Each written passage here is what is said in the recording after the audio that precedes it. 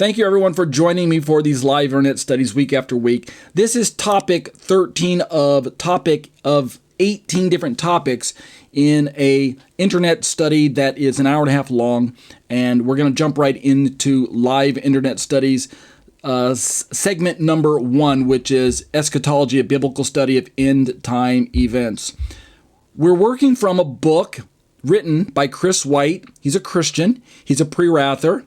The book is entitled Mystery Babylon, When Jerusalem Embraces the Antichrist, an exposition of Revelation 17 and 18. And we left off, we're really in week 2, and I didn't finish week 2 last week.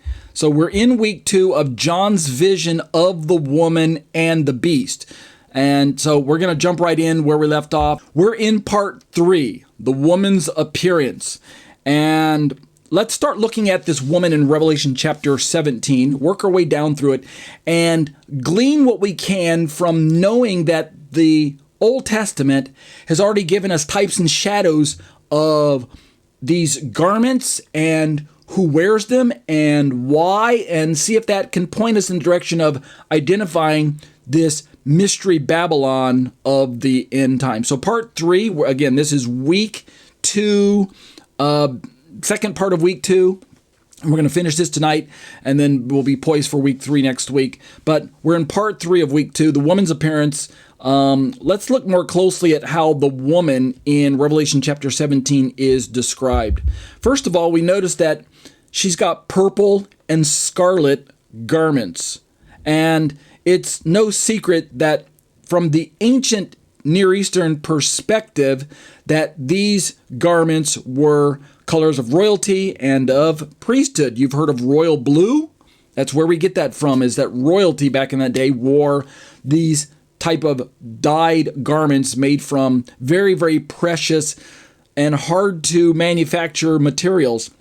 The high priest's robe, in fact, in Exodus chapter 28, included scarlet and purple as well. We're going to later find out that one of the colors is missing from Mystery Babylon. And I think there's a practical reason why it's missing, but there could also be a perhaps theological reason why it is missing as well. But so this is the first thing to notice. Mystery Babylon is dressed like a queen. She even calls herself a queen. She says, "I sit as a queen." Well, perhaps not in Revelation, she might not say that, or maybe she does. But definitely when we're talking about types and shadows, when we look at ancient Babylon before God destroyed her, she definitely said, "I sit as a queen." Let's keep going. When it comes to Mystery Babylon, we also know that she's adorned with gold and jewels. And again, we're talking about the kind of the overlapping prophetic picture of a woman, a city, a woman that John saw that's dressed like a queen, but she's a harlot. So she's an unfaithful wife, right? She's a harlot. Keep that theme in your mind as we work our way down through this. But she is a queen, so she has wealth, she has opulence, she has the adoration of subjects who follow after her and worship her, but she's a harlot. So she's disgusting. She's beautiful, but she's disgusting, right? The high priest's breastplate in the Old Testament was also covered with precious stones. The temple itself was adorned with gold. So we see these kind of overlapping pictures that John could be borrowing from. We're trying to identify a city that John was seeing that might not actually be the city the way it looked when John saw it. Perhaps if we look in the earth today at different cities that are rich, that have wealth, that have gold, and perhaps precious garments or royal colors associated with them, maybe we might start, I know your mind starts going over to Rome. I mean, that's where most Christians' minds go. They look at, I'll flash something in post-production, but I don't really need to. Everybody looks at Rome and they're like looking at what Vatican City, kind of how it portrays itself in the spotlight, kind of celebrity status, right? Lots of gold. If you go into Catholic churches and cathedrals, especially the bigger ones, the ones that are perhaps wealthier or have been around for a lot longer, then you'll find a lot of, ornate type of decorations, and the bishops and the priests and the cardinals and the Pope himself, they all seem to traffic in these beautiful colors of red and green and scarlet, and many of the articles that they carry, like staffs and cups and bowls and pitchers and things like that. There's a lot of gold involved. And I don't think this is by accident. But if you look at Jerusalem today, there's not any gold to be found per se, right? There's not a lot of fancy royal colors associated with them. But in the past there was, and that might be an important factor to consider, that if the Jerusalem of the future is Mystery Babylon, then she's going to have that gold once again, especially if, as Chris White proposes, a temple will be rebuilt and it will be adorned the way the Bible describes that it needs to be adorned. So that's why these details are important. In John's vision, she's got a golden cup. Again, this is similar to the cup that a king would carry, right? He had his royal goblet. He had his royal cup that he even had a cup bearer and someone to pour his wine, right? He had one guy kind of designated, or maybe a team of people so they could rotate in shifts, to carry his cup when the king wanted some wine, and someone to pour his wine. And so, that's the privilege of a king, to have a royal cup. And do you think that cup's going to be made of some cheap metal? Nope. He's a king. It's going to be gold. And likewise, in the service of the priests, then golden cups were used. So in the temple, golden cups were used for offerings and libations. And here the cup is filled not with offerings that please God, but instead in John's vision, the cup is filled with abominations. So stark contrast. Again, she is, as it were, a queen, but a wicked one. She is, as it were, a priestess, but a wicked one, or a counterfeit one. So Chris White points out something subtle in terms of the color that I wanted to bring to your attention in his book. He points out that the woman is dressed almost like the high priest, but not quite. She's missing one crucial color, which is the blue. In Hebrew, we call this tachelet. Now, if you know anything about Judaism's very particular requirements of what ingredient is needed to procure the blue, you'll realize that, you can Google search this, it's not any hidden information, but you realize that it's not just an ordinary dye of blue that they accept. And so I think that on the one hand, the Mystery Babylon woman is missing the color blue, and we're going to see Chris White talk about this. I think perhaps she's missing this from a theological perspective because the blue was, the way God described it, a kind of an indicator of holiness, right? Remember, God told the Israelites in the book of Numbers to make tassels, to make tzitzit on the corners of your garments, right? Fringes, and to add to those fringes a thread of blue. And this was to remind you to keep all the commandments and to be holy and to be set apart unto Yahweh. And this blue color was made using a very rare snail that's found in the Middle East. And they would crush its shell and produce the blue dye. And even back then, it was very expensive. That's why we know from history it is something that was only perhaps affordable by someone of royalty. Thus, where we get the word royal blue.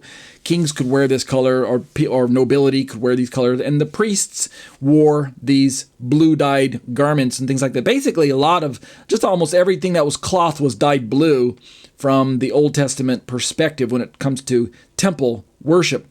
But this Mystery Babylon wicked woman, she does not have the blue color. Perhaps this is God's way of telling John, she's a priest, but she's a fake. She's false. She's wicked. She's corrupt. I'm not going to let her wear my royal color. Nope. God says she doesn't get the blue. She gets all the other colors, scarlet and red and whatever. She gets the gold, but she's not going to get my blue. Maybe that's one theological reason why the blue is missing. But there could be a practical reason that I'll mention, and it's because of the fact that the blue color is very difficult to manufacture, and that could just be practically why we know from history today that it's hard to manufacture, and perhaps that's why she doesn't have that blue. It's because rabbinic Jews are very picky. They're not just going to let any color blue show up. They're going to be like, nope, if it's not from the Chila zone, which is that mollusk or that snail or whatever, that animal, then we're not going to let you make the techelet, right? Can't do it. So Chris White says in his book, blue in the high priest's garments represented God's commandments, right? I already mentioned this. See Numbers 15:38. Go back and verify that for yourself. 15:38 through 40. And Chris White says its absence suggests that the woman looks religious, even priestly, but she's lawless. She promotes idolatry instead of God's truth. And I had this discussion with my longtime study buddy who's in the chat room with me right now, Teams chat room. And we were discussing the details and possibility of who Antichrist might be and who Mystery Babylon might be. And it's entirely plausible that on the outside, when the time comes, Mystery Babylon is going to look entirely religious and righteous and holy, right? Whatever city that it turns out to be, whether it be Rome or Mecca or New York or end-time Jerusalem, or she's going to look on the outside into the rest of the world. She will look perfectly righteous. She'll look like she lines up with whatever religious practice she needs, whatever religious part she needs to play. But the important part is twofold. Number one, how does God see her, right? From the inside, at the hidden level, God sees the corruption. He sees the filth. It's like that golden goblet, right? On the outside, it looks gold, looks beautiful. It's adorned with jewels, but on the inside is full of filth. That's the way God sees Mystery Babylon.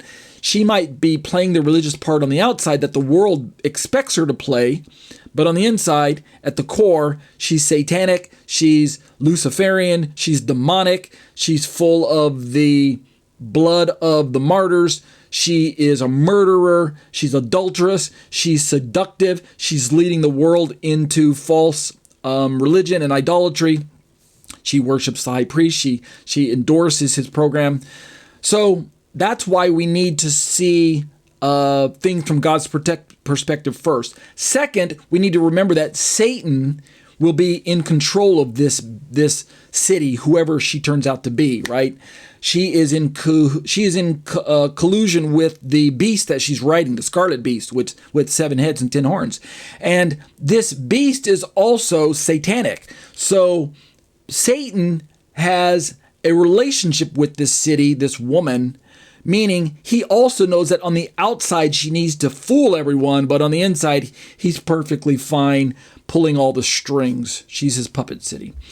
All right. In other words, Chris White comments that she's a false priestess, a counterfeit mediator. Instead of pointing nations to God, she seduces them to worship the Antichrist. Let's keep going in our essay here. This is exactly what Jesus and Paul warn about the false Christ, right? When we get to Matthew, which is the beginning of the Olivet Discourse passages, they are reproduced in Mark 13, Luke 17, and Luke 21. But once we get to Luke 21, of the Luke passages, there's a lot of overlap with the first century destruction of the temple and the Jewish wars that followed. But there is end-time detail there as well. But let's just focus on Matthew 24. In verse 15, Jesus says, "The abomination of desolation will stand in the holy place." Now, we know that right now, currently, there is no holy place for the abomination to stand in. In Jesus' time, there was an existing temple. Likewise, when we get to 2 Thessalonians chapter 2, Paul says that the man of lawlessness will sit in the temple of God, displaying himself as God. And then we can round out, I didn't mention it here, but we know that when we get to the book of Revelation, John in chapter 11 records a temple measurement starting at the midpoint awake. He says, measure the temple. So all of these prophecies lead to the reality that some type of structure, perhaps as small as a tent with an altar, but perhaps at that point in time, at the midpoint, perhaps a full-blown temple. I think that's kind of what will happen, is it will start out small, and in the course of 3.5 years, where Judaism has the favor of Antichrist, and the rabbis are in cahoots with the Antichrist, they'll get their temple, they'll get their sacrifices, and they'll be happy, and they won't care that they're making a covenant with the man of sin, with death, like Isaiah calls it. Well, either way you look at it, it becomes a place, Jerusalem, the temple, if Chris White's thesis is correct, it becomes a place that on the outside looks accurate, right? It's, how do we say today? It's comic book accurate, right? It'll have the appearance of God's stamp of approval on it. It'll have all the gold, all the royal colors.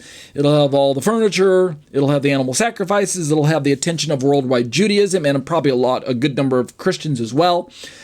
And the priests will be functioning again. I mean, everything looks like it'll be going according to the way the Bible says it should be. But Jesus and Paul say that no, the man of lawlessness will take his seat and he'll display himself to be God.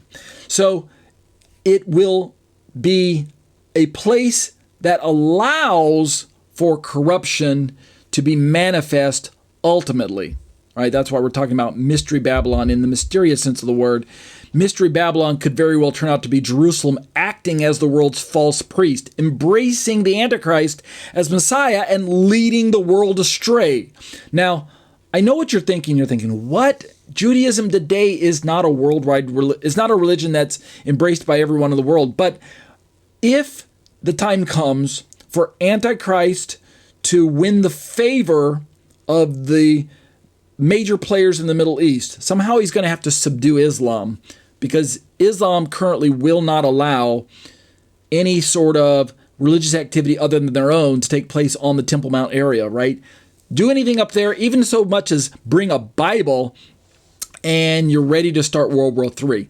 And I think probably it's plausible that World War III could be brought to the brink. We could be brought to the brink of World War III over the Temple Mount between Muslims and Jews, only to have the Antichrist step in and finally make it possible for a temporary ceasefire between the two, or perhaps maybe he destroys the Muslim armies. That's a possibility as well. In so doing, Judaism could finally get control of the Temple Mount, build their temple, start their sacrifices, only for Antichrist to usurp that authority at the midpoint of the week. But either way, Mystery Babylon would be seen as this priestess who's promoting the false worship of a corrupt form of Judaism that at its core endorses Antichrist, but on the outside looks like it's the biblical Judaism that everyone recognizes. This could really go sideways. All right, let's move into part 4, the beast that she rides. Let's turn for a minute and remind ourselves that John didn't just see one major player in the vision. He saw 2, or perhaps even 3 if we want to count the 10-nation coalition. Right? The beast itself has 7 heads and 10 horns. We could say that the 7 heads represent certain empires, of which the 7th will be the one perhaps present on the scene when the time comes for Antichrist to rule the first half of the 70th week of Daniel. And then he takes authority in the midpoint and rules the second half in a different sort of way, in a very vile, evil, murderous, violent sort of way. Whereas the first half, he might look more like a man of peace. So it's like his career will have 2 halves to it. And the second half is the one where it's prominently spoken about in Scripture. More of the 42 months, 3.5 years, time times half a time, 1,260 days.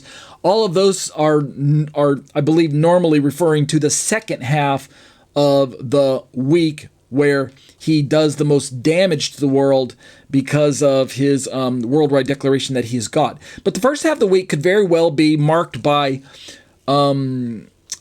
what we could say as irregular peace because of the reign of Judaism in a preeminent spot again. Perhaps Jews will think that they're living in the millennial time period at the point in time. Perhaps a lot of Christians will be fooled into thinking that Messiah has returned.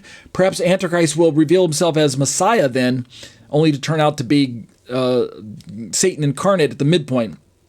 Something to that effect. We'll see. It's hard to say. But let's talk about the beast. The beast is closer to looking at not just the kingdom of the beast, but the beast himself, right? Meaning the Antichrist. We've got a man who's the Antichrist who has to take his seat in the temple, but we also have a beast kingdom, right? Remember, there's 7 heads with 10 horns.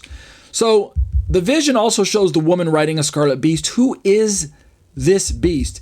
And this is where Chris White's thesis sort of begins to overlap with some of the other proposals that are out there in Christian discussions today. It's no secret that a lot of people are proposing that the Mystery Babylon or the beast or the one world empire is a revived Roman Empire. We've got people saying it's a revived Islamic caliphate. We've got people saying that Mystery Babylon is America.